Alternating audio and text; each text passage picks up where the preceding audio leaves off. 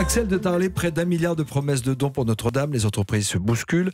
Mais on parle déjà de polémique. C'est pas un peu trop tôt de polémiquer, franchement? Je suis d'accord avec vous. D'abord, on va se réjouir parce que hier, pour Notre-Dame, on a récolté l'équivalent de 3 années de budget de politique du patrimoine. En 24 heures, tout le monde a donné. Les plus riches, les plus grandes entreprises.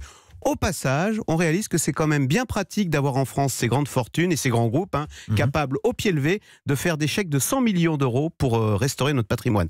Il y a des fonds financiers américains qui ont donné. On a eu des dons en nature, François Geffrier en a parlé. Il y a Air France, par exemple, qui propose de faire voyager gratuitement les artisans qui travailleront à la reconstruction. Il y a Groupama qui offre le bois qui est issu de sa forêt de chêne en Normandie. Et puis, bien sûr, il y a des dizaines, des centaines de milliers d'anonymes qui ont donné 10, 20, 30, 50, 100 euros. Touchant, émouvant.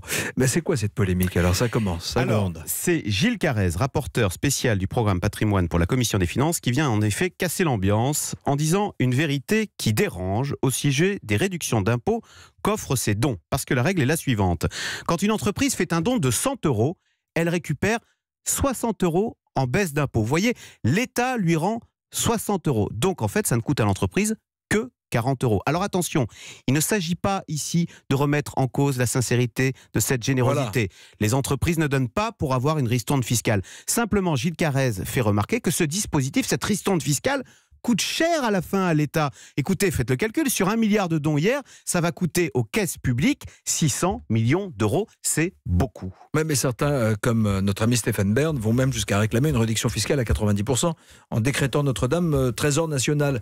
C'est une mauvaise idée ou une bonne idée? Mais c'est une mauvaise idée, ça serait encore pire. Ça veut dire que quand vous donnez 100 euros, l'État vous rend 90. Mais écoutez, à ce niveau-là, c'est plus un don, c'est de l'optimisation fiscale.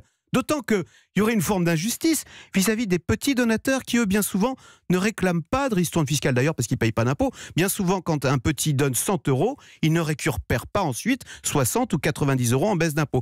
Bref, vous voyez, on a là un vrai et très beau débat, très intéressant. Et vous voyez comment, tout doucement, on passe de l'unité nationale autour de Notre-Dame à la question de la justice fiscale. Je confirme, on est bien en France.